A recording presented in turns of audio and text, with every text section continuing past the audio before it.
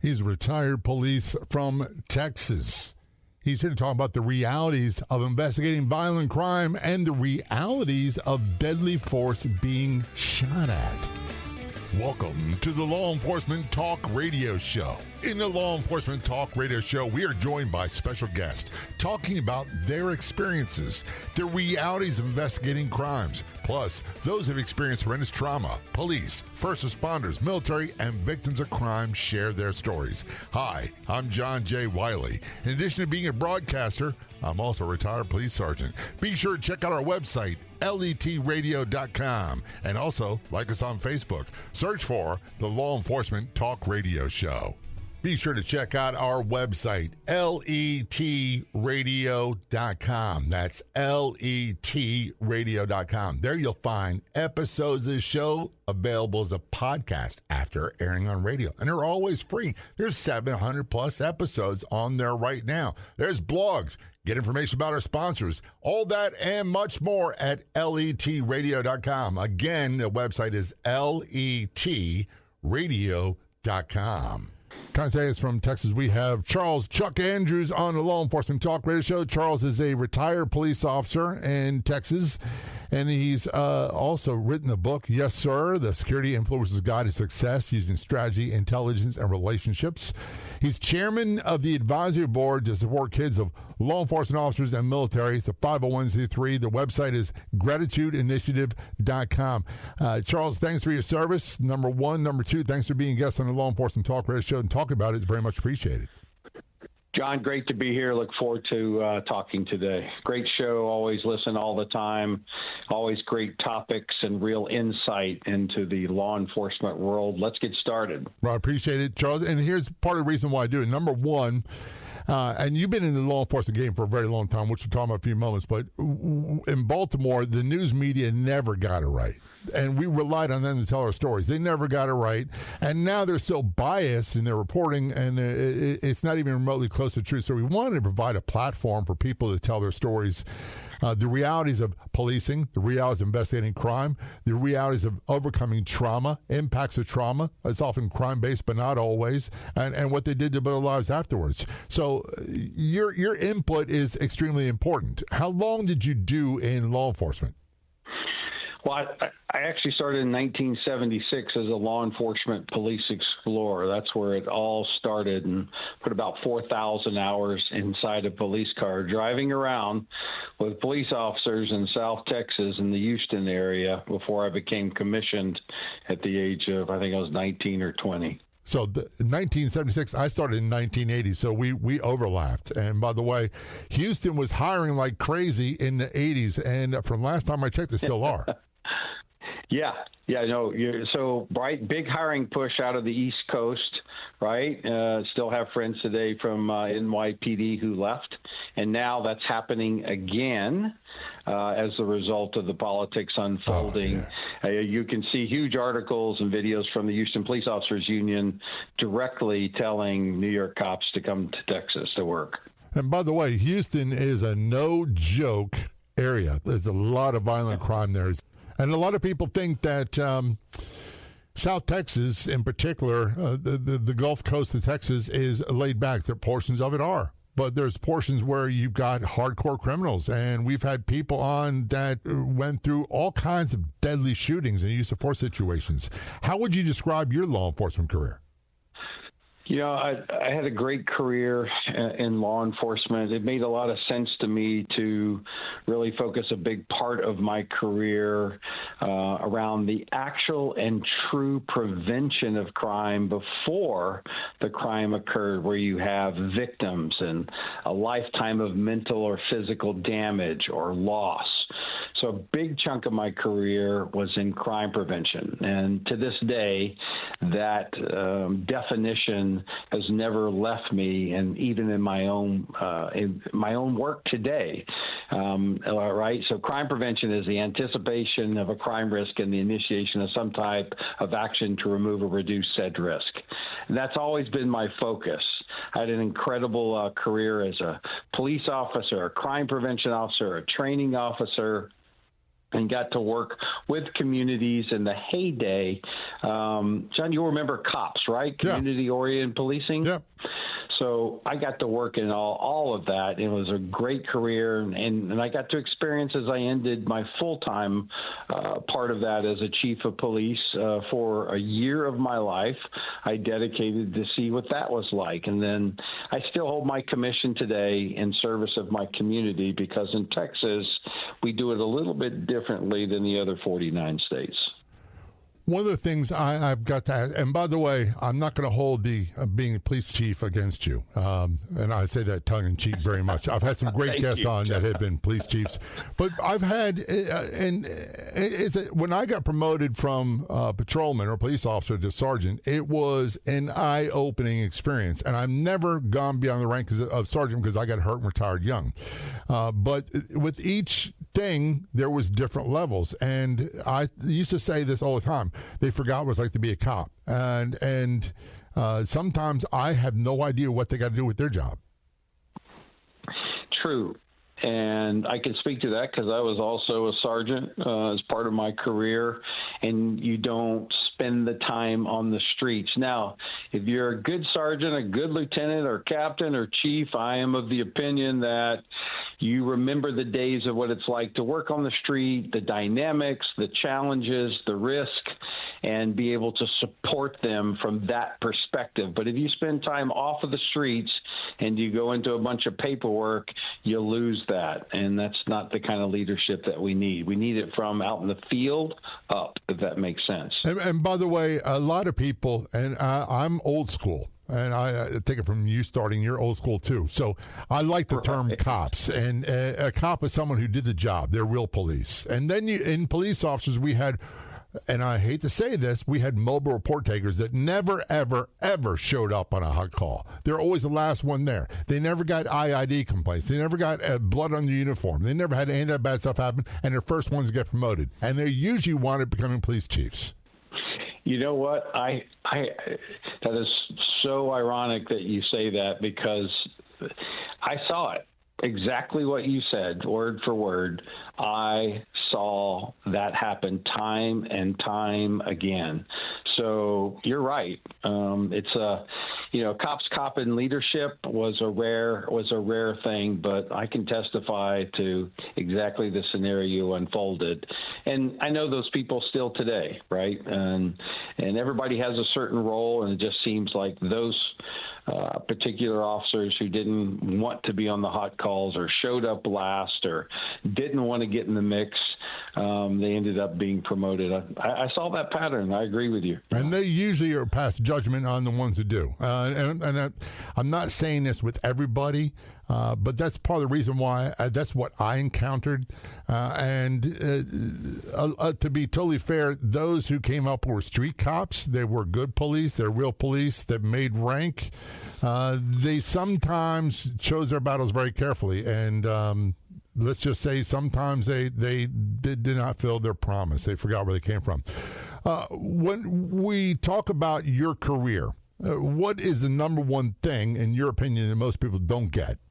And the things that, look, cops are human, and we come preloaded with imperfections. And when we go out and deal with people, and that's what this job is all about. If you're going to be a law enforcement official, a peace officer, a police officer, a constable, or a sheriff's deputy, or a federal agent, 1811, whatever it is that you're doing, the common denominator is people, right, and how to engage people and work with people. And so for me, it was a life lesson in dealing with human beings of every shape, variety, and scenario: life, death, injury, mental health, good times, bad times. That sounds like a song title.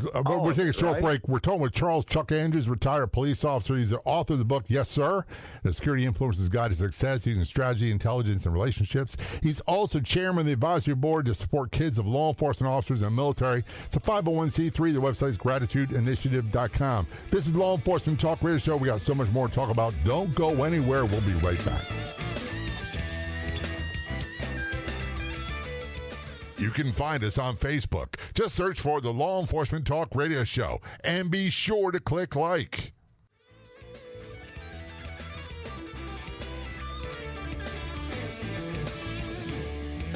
Current conversation with Charles Chuck Andrews on the Law Enforcement Talk Radio Show. He's a retired police officer in Texas, did a stint as police chief. He's author of the book, Yes, Sir, The Security Influencer's Guide to Success Using Strategy, Intelligence, and Relationships. He's chairman of the advisory board to support kids of law enforcement officers and military. He's a 501c3 nonprofit organization. Our website is gratitudeinitiative.com. That's gratitudeinitiative.com. One of the things that was, and I hear this all the time, Chuck, I can call you Chuck, is that people would say, well, you know what you signed up for. And I thought I did. I really thought I knew what was heading my way. I read a lot of Joseph Lombard novels at the time. I thought I was prepared. It turns out I had no idea the amount of violence and trauma that was heading my way, being at Baltimore Police. Is that fair for you? Yeah, very much so. But I had an interesting segue in that I was so young at 13 years old, wearing donning a uniform and a Bianchi belt and handcuffs, everything but a handgun, riding patrol. I got 6 years. I call it, John, the world's longest FTO program. Right. So my indoctrination allowed me to kind of better manage some of that stuff when I became commissioned. So I had a little bit of a different journey, but it allowed me the time. But it didn't come without nightmares, let me tell you. And one of them being that we talked beforehand, some of the shootings you're involved in. And there's one in particular you want to talk about where a victim was shot and you were one of the first officers on the scene. Yeah, I was the first officer on the scene on the shooting, and we rolled up on the scene, and the call had dropped, and lots of ironic situations, high stress. First on the scene, you don't know where your suspect is. You don't have a description. All you have is someone shot multiple times, curled up against the front door of a house. And as I rolled up on the scene, as you well know, your head has to be on a swivel. Absolutely. And having been on many scenarios of drawing your weapon out and just in case scenarios, that's exactly what's going on. But watching and hearing a victim moaning and yelling because she had been shot several times, not knowing where the suspect is, trying to coordinate units, trying to coordinate fire and EMS, creating an out-ring concentric boundary. So if there is a suspect, we have some choke points where we can actually stop vehicles and people and investigate. All this is happening at the same time. So I'm trying to treat the victim. At the same time, there's a car, a station wagon, driving down the street with nobody in it. So, again, more confusion. What's going on? Another unit is arriving. We learned after the fact that the shooter was actually had gone inside another household, took some people hostage, and then was able to get their keys, started this vehicle, heard me, or I guess saw me coming down and jumped out of the vehicle. But the vehicle just slowly creeped its way down the street as part of this. And I'm trying to treat the victim, trying to ensure that they're not going to bleed to death. At the same time, make sure that I'm not going to get shot myself. Right. And then we have to. By the way, that's EMS. really important. They can't come in because it's a hot scene, right? Right. And by the way, I was saying that's really important, not getting shot yourself. But one of the first things that I had to learn to do was, you want to jump in immediately and start applying first aid to the victim, but you got to make sure you're safe. Yeah. So basically you have one hand holding down and to stop profuse bleeding by pressure, and that would be your non-gun hand, while you have your weapon in your gun hand, making sure 360 degrees are around you. Look, cops are human beings. I'm going back to this, basic common denominator, right? So these are the things that we have to, and we are put in, these extraneous conditions and environments where we're expected to survive, thrive, and then help everyone else. It's not an easy task, and it's easy and don't make any mistakes. And here's the thing: don't do anything wrong. Right. The level of accountability is it's unfathomable to me, right? It's the scrutiny of what you have to decide, and literally 2 milliseconds could take 15 years by the U.S. Supreme Court to say what you did was right or wrong. Right. And you're going to be second-guessed by everybody. And I'm not saying it's a negative. You're going to be second-guessed by other officers. You'll be second-guessed by your sergeants, lieutenants, and command staff. Yeah, let's not forget about social media now. Oh, the media. They didn't have that when I was policing. Thank goodness. Yeah, I know. It would be a different world for, we're old school, John. So it would be a completely different world. I say, in a lot of cases, I tried to work with the media because as a crime prevention officer, I was trying to, for every 50 negative things that were happened. These are based on perceptions, not reality. Not truths. Right. So we're trying to counter that narrative constantly by what is law enforcement doing good? How did they help somebody? Right? We do, and so it only takes one bad apple, right, to taint it unfairly. Let's go back to this shooting situation you handled. Was it a female victim? Yeah, it was a female victim, and she survived.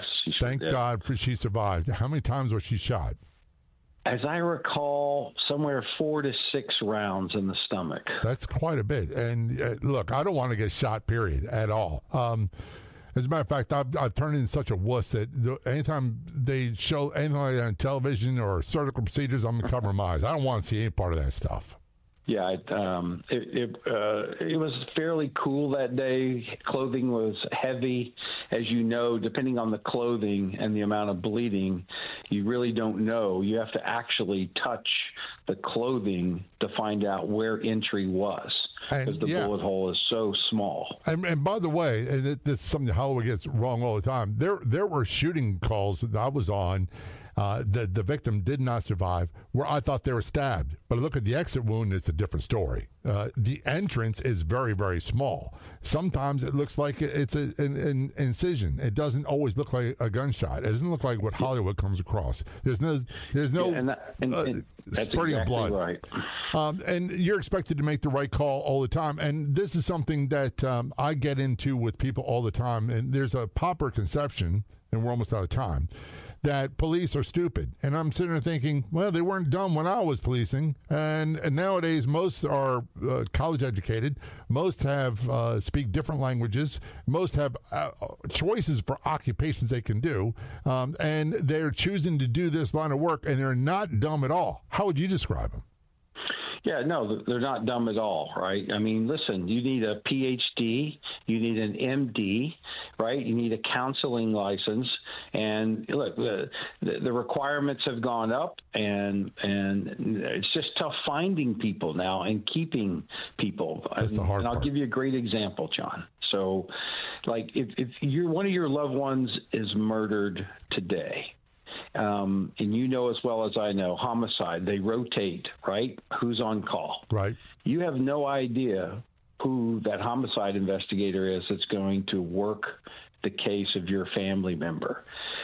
I just see all the talent leaving law enforcement. And they're leaving early. We're talking with Charles Chuck Andrews, retired police officer. He's a police chief. He's written in the book, Yes, Sir, The Security Influences Guide to Success using strategy, intelligence, and relationships. He's chairman of the advisory board to support kids of law enforcement officers in the military, which is a 501c3. The website is gratitudeinitiative.com. It's gratitudeinitiative.com. This is Law Enforcement Talk Radio Show. We've got so much more to talk about. Don't go anywhere. We'll be right back. There are more than 700 free podcast episodes of the Law Enforcement Talk Radio Show. Episodes are converted to a free podcast after airing on radio. You're bound to find a podcast episode that suits you at letradio.com, letradio.com. That's letradio.com.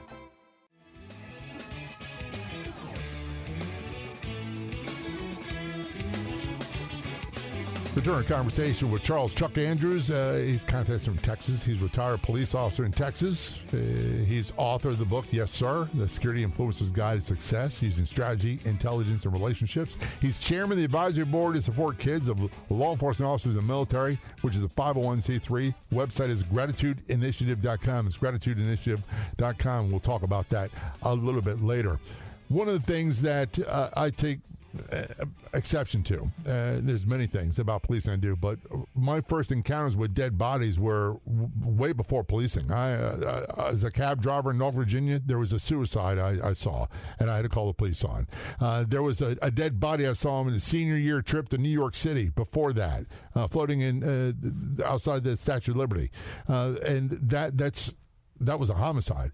But nothing prepared me for the violence that came from police work. Is that fair for you? Yeah, and listen, John, your time at Baltimore, I can't even imagine. I have a couple of colleagues back from the 80s that work there, and some of the stories, like Houston has nothing on Baltimore by per capita, right? I mean, I can't imagine all the things, but you're spot on. It was, I policed, and by the way, we always had a heroin problem, but the heroin addicts were not a threat to you. But when crack cocaine came in, it changed everything. And we had, literally, I went to Ireland on vacation, and they have 4.75 million people. They had 66 homicides in a year, and they thought that was crazy. Baltimore was averaging 330 with 660,000 people at the time. And I was like, what is going wrong here? Yeah, but like I said, per capita, I'm very familiar with the crime rate in Baltimore, and had a friend. She wrote a book there, explaining the kind of crimes and what law enforcement had to deal with. It was really horrific. I have a friend who's now Palm Beach County Sheriff's Office. He started his career in Baltimore. He's from New York City, and he wasn't out of the academy like 3 months, and he wound up shooting a guy on domestic call. And it was unheard of, these kind of things that happen. But there's the perception, and I got to confess, I read a lot of Joseph Wambaugh novels. We talked about that beforehand. I watched a lot of TV. I watched Dirty Harry. I'm thinking, this is what it's going to be like. The first time I got shot at, it was not like that at all. At all. I didn't have funny comebacks. I didn't have one-liners. There wasn't drinking. There's a lot of paperwork. And I was shocked afterwards. You're absolutely. It's nothing like Dirty Harry. That was my experience as well. But you had an experience where we talked earlier about. I don't know. It was the first time you got shot at, but it was not like you would imagine to be. Really. No, it wasn't at all. It was. So here's the reality of being shot at, and people in combat or in gunfights know this all too well. When you hear the bang, it's already too late. Right. The bullet's already gone past you, right? You get the whiz, and then the bang follows because the bullet travels faster than the sound. So if you're worried about ducking, it's too late if you're acting on anything audible. So the first time, it was a bunch of gang members, and they were in a ruckus down the street, and some shots were fired, and one of the bullets had whizzed by me, and that was my first indoctrination that I can actually attest to, that I remember of a few in my career where a shooting took place, and I learned a lesson, right? There's these things we call cover and we call concealment. Right. Two very There's a big distinct. difference. Yeah. And I'm going to always fall for cover over concealment in any scenario. And by the way, when we talk about the difference in cover, and we see people all the time get behind a police car. That is not good cover unless it's an engine block or tire. The doors are not good cover, and what a lot of people don't realize is not ballistic glass, is not ballistic shields in the doors. Most police departments don't have them. A good example between cover and concealment. Concealment is a bush. You hide behind a bush, they can't see you. They can still shoot through the bush. Exactly. Cover is like a fire hydrant. You can't shoot through the fire hydrant, and if you make yourself really small, you can be not seen as well. Yeah, and our qualifications, right? We go out and shoot every quarter, every 6 months, and we use those objects: mailbox, fire hydrant, brick corner. So we actually utilize those in practice as a reminder to fire from behind cover, not concealment. One of the things that amazed me was one of the last shootings I was in, and I'm not going to bore you with the details, but I was in a two-man car. I was a sergeant and another sergeant with me, and it's a lieutenant's brand new car. He's like, whatever you do, don't wreck the car. And a guy wanted for murder where he stole the car's car, hit his head on, and he's armed with a .45. We got in a gunfight. But the guy next to me, the other sergeant was yelling at the top of his lungs, don't get out of the car. And all I could hear was like the TV in another room. I was aware it was on, but I couldn't tell you what he was saying because I had this audio exclusion. Did you experience that at all? Yeah, exactly. It's a tunnel effect, maybe? Yep. Yeah, that's exactly right. It's very strange. One of my former police explorers in my program, and who's now a lieutenant with almost 28, 29 years of service. Mind you, came to me at 14 when I was the advisor of our Police Explorer program. He was in a shooting last year, his first shooting after a high-speed pursuit with something like 50 police cars. And he was the last car in the pursuit, and then the suspect did a flip, and he became the lead vehicle. Uh-huh.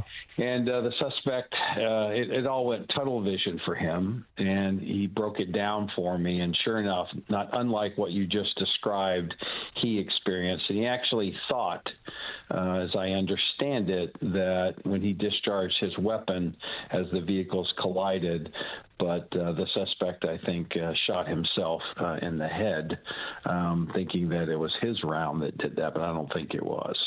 And the truth is, and when you speak of rounds being discharged, and going back to the shooting situation where you were shot at, I just hear pops. It's not loud and pronounced like obvious gunshots that I hear nowadays. It's a different experience. Was that fair for you too? Yeah, that's exactly right. And you know as well as I do, John, that crime was double what it was back in the 70s and 80s. People forget that. People forget. And by the way, I put officers being killed or shot all the time on social media, and they're like, this is a horrible occurrence. We had many, many more. I think the most violent time was the 20s and 30s. In America, 1920s and 1930s. But in the 70s and 80s, we had 300-400 cops a year being shot and killed. Yeah, and those numbers are I think we've reached since in the last 40, is it just the stats came out from the Department of Justice or the FBI? This is the lowest number we've experienced. Is that right? Yeah, but we're still losing a lot to suicide, even more so. Still too many. And that's been an age-old problem since before I was a rookie. Yeah. We could talk about that till the days the cows come home. One thing that I got to say this, and I would love to hear your feedback on this. I don't think Hollywood does policing any favors when it comes to the use of deadly force situations. No, it's as a student of crime prevention and practice, you're like, how many CSI shows do we have today? Yeah. Right, it's like we 48 hours. Right, this is entertainment. This has turned into entertainment. The death of an individual, right? Crime scene shows, the investigation, the chase, the pursuit, right? Our focus should be on that homicide never happening in the first place. And by the way, we'll talk about that. Done us no favors. We'll talk about that in a few moments. We're talking with Charles Chuck Andrews, retired police officer in Texas. He's author of the book, Yes, Sir, The Security Influencer's Guide to Success Using Strategy, Intelligence, and Relationships.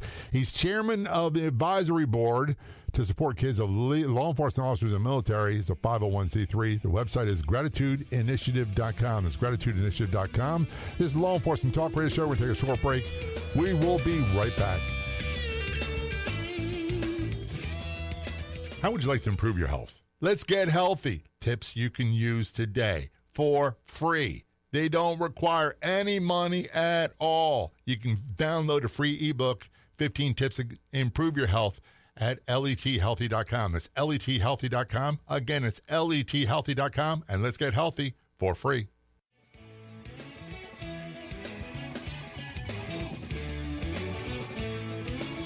During a conversation with Charles Chuck Andrews on the Law Enforcement Talk Radio Show. He's a retired police officer in Texas. He's author of the book, Yes, Sir, The Security Influencer's Guide to Success, Using Strategy, Intelligence, and Relationships. He's chairman of the advisory board to support kids of law enforcement officers and military, which is a 501c3. Their website is gratitudeinitiative.com. It's gratitudeinitiative.com. We will learn about that in a few moments. I remember, and by the way, you're talking to a guy who was interviewed by Oprah Winfrey. And that was back in the day when she was a news anchor at TV 13 in Baltimore, before the Oprah Winfrey you know today.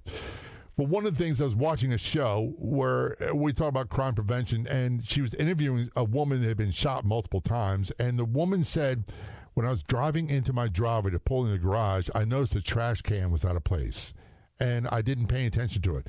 These were God's anonymous miracles letting her know that something was not right. There was a bad guy behind the car, a hitman, coming to shoot her. So crime prevention is if you ask me, it's paramount. It takes a whole lot less time to recuperate if you plan and prevent the crime from beginning in the first place. Yes. Yeah, very. That's, look, it just makes sense. If you can prevent sexual assault, if you can prevent a homicide, if you can prevent the loss, that makes sense to me, right? So let's go back to where it all started in England. Sir Robert Peel, Peelian reform, the father of crime prevention. And then once I worked in crime prevention for over a decade, I got involved in it in every capacity. And to me, if you ran law enforcement like a business, don't you want to prevent these things from happening, because it's, in this case, costly to society? Right. It's very costly. It's costly to victims, the cost of the police. By the way, you were a police chief, and I was shocked. This goes back to the conversation we had earlier. I was shocked at the recruiting costs for the training to get one cop on the street. A lot of people don't make it. I mean, last I heard, it's like $160,000 to get one cop on the street. Very expensive, very time consuming. The community, through taxes, makes an investment, right? And this is why losing 20, 30, 40-year tenured law enforcement officers is, not a good thing for the community, because they knew the community. Right. And they could solve a crime in 5 hours as opposed to 5 months. Right. By virtue of the relationships, their experience, the criminal informants that they developed, thousands of hours of training and specialization. I mean, when you lose somebody, the community loses in a big way. And I've been preaching this for a long time, that we need to keep this talent here. But that's not happening right now. It's not. And by the way, we're a similar era. I was trained by a lot of Vietnam combat veterans that were police, and we had a few command staff that were Korean War veterans, and they had a totally different outlook on policing than a lot of people do nowadays. And they were great police. The number one thing we were taught always was show respect, no matter where you are, no matter what. But if they change the tone of the conversation, then there's no backing down. Yeah. No, you're absolutely right, and we have a lot of work ahead of us. Policing has changed from the time we started to today, and I think this is where crime prevention should even have a bigger play as their first objective. Because look, I'm going to say it again. All these crime scene investigations, CSI, 48 Hours, all these different shows, we're really, really good in law enforcement at ex post facto investigations after the fact, right? It's that's great, but the damage is done. Yeah, and there's so much that we could talk about with this. And I'm going to go back. We had a lot of career old-time police, real police they would gumshoe policing. They would solve crimes within hours because they would talk to people. These are guys that were post officers, worked the same post for 20 years. Everybody knew them. They got invited to their houses when there's christenings, and there wasn't the animosity. Nowadays, and I remember, Chuck, being a new officer, and the first thing the guy yelling at me was, roll down your window. so you can hear and people can talk to you. You can't run around with the air conditioning on and you can't be unapproachable and be a successful police. I was taught the exact same thing, and it's true, right? You cannot deploy all your senses with the window rolled up. No way. No, and you lose so much. We could talk till the cows come home. One of the things is you are, and I know things are different in Texas, but you are retired policing, and now you've written this book, Yes, Sir, The Security Influencer's Guide to Success Using Strategy, Intelligence, and Relationships. Has that got something to do with what you've learned in your police career? Yeah, it's all about the people. That's where we all kind of started this conversation. Working in law enforcement means you become professionally that special talent of dealing with human beings of all shapes and varieties. So as a result of that, working in law enforcement, I found myself also in the security business. As a crime prevention officer, who did I work with? Local businesses. Right. Well, businesses don't call it crime. They call it risk. And it's a completely different interpretation. They have a business to run, right? There's shrinkage. Back then it was loss prevention and hot checks and crimes on the property. These are the things important to them. So I needed to understand and do the best job I could as a law enforcement public servant to understand the quote-unquote security world. So I joined this group called ASIS International as a police officer, which is kind of unprecedented, and engulf myself so I could do a better job as a crime prevention officer for both the community and the business community. So that's kind of what ran parallel to me in the security industry. So after being my time as a chief, I went into the security industry full time, became a chief security officer, and I realized that everything I learned in law enforcement about working with people involved the title of my book. And it's a play off of, law enforcement and being respectful. Yes, sir. SIR is an acronym for strategy, intelligence, and relationships. And that all has to do with the core human being in our society. Good strategy, good intel, good relationships. All of those things are interoperable. So I recognized that over the last 20 years and said, I need to be able to share this with a younger generation. So I wrote the book, Yes, Sir, which was a pre- and post-Amazon bestseller, with an emphasis on the security and law enforcement industry, but these tools can be used by anyone in any business so they can be their own influencer. I was really, really good at taking confessions because I built rapport with people. I adhered to a philosophy of you get more bees with honey. Right. And that's exactly. I was always, by the way, the good cop, not the bad cop. Right.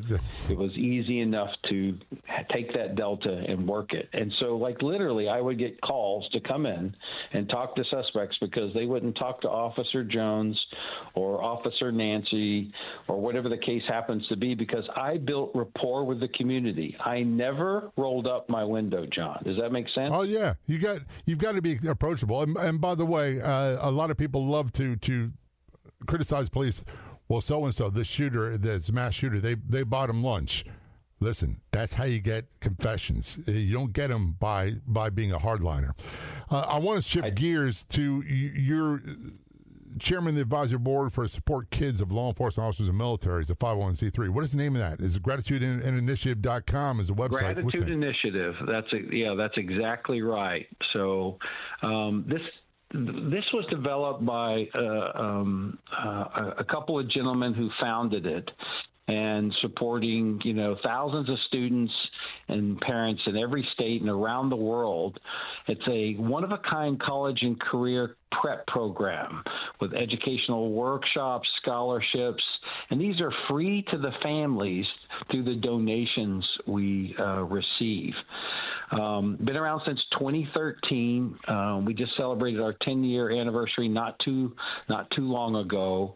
And this is, for law enforcement, basically we're talking about veteran or law enforcement officer wounded, injured, or disabled in the line of duty. And that's gratitudeinitiative.com. People get more details there. Chuck, thanks so much for your service and for being a guest on the show. Very much appreciated. Absolutely. Glad to be here. I love the show, John. You can find us on Facebook. Look for and like the Law Enforcement Talk Radio Show Facebook page. I'd like to thank our guests for coming on the Law Enforcement Talk Radio Show. The Law Enforcement Talk Radio Show is a nationally syndicated weekly radio show broadcast on numerous AM and FM radio stations across the country. We're always adding more affiliate stations. If you enjoyed the podcast version of the show, which is always free, please do me a favor and tell a friend or two or three. I'll be back in just a few days with another episode of the Law Enforcement Talk Radio Show and Podcast. Until then, this is John J. Wiley. See ya. If you like the show, please take a moment to rate, review, and subscribe. It really does help the show to grow. Thank you for listening.